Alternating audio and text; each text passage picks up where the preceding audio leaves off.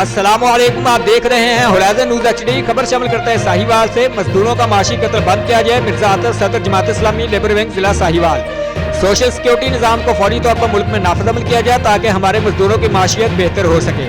मौजूदा हुकूमत की खुद साथ महंगाई के पेश नज़र मजदूरों की तनख्वाह कम अज कम 60,000 रुपये महीना की जाए।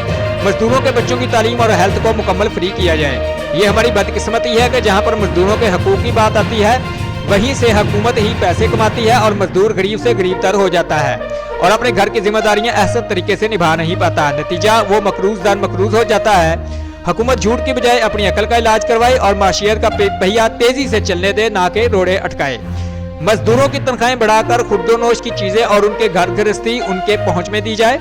इस गवर्नमेंट में अगर कोई भी महंगाई करने वाला माफिया सरगर्म है तो उसके ताने बाने भी ईवानों में जा पहुंचते हैं।